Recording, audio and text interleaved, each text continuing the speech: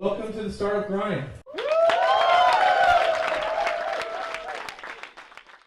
Or what was the very first thing that you consider the beginning of your entrepreneurial career?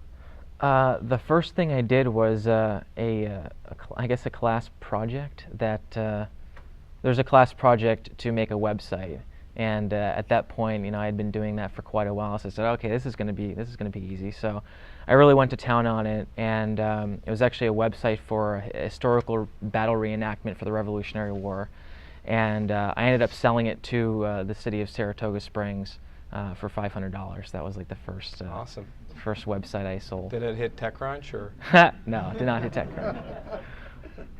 Yeah, this was back in 1998, I guess. Yeah. Okay, awesome. And you were coding from early age. When did you write your first line of code? When did you start programming? I was 8 years old. My parents got me it was an IBM PS1. It was a 286 10 megahertz processor. It had 1 megabyte of RAM, and I think it had a 20 megabyte hard drive. And running stuff above that 500K limit was really hard, so I had to hack it to figure that out. And I don't know, this thing fascinated me, so I just started checking out books from the library. I started doing QBasic, and I was even reading books on assembly that were way over my head. I just did not understand it, but I just was reading all this stuff anyway. And I ended up taking a class at Union College to study Pascal.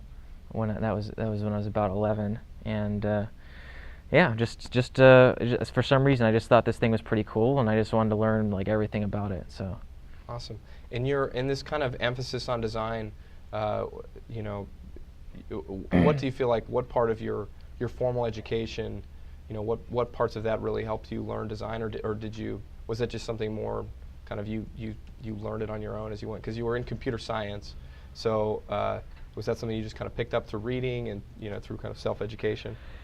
yeah, I guess it was by necessity. So the web came out at some point when I was doing all this coding. So I wanted to make websites, and they have to have some kind of visual appearance. So man, if I could only show some screenshots of the crap that I made back in '96 or. Oh, we've got it. Yeah. It's coming at the end. Yeah, it was classic, the animated wallpapers and the marquee and all the usual stuff, the Netscape Now, in Internet Explorer banners, and Awesome. yeah, I just started building stuff like that, and that was actually a really long time ago. And as you continue to do that stuff, I think it was Seth Godin or the guy that wrote Tipping Point, Gladwell. But basically, if you do enough hours of anything, you tend to get better at it. So it's just a lot of practice. And then after a while, I started reading books and developing more of a formal process. I actually learned a lot at Mint.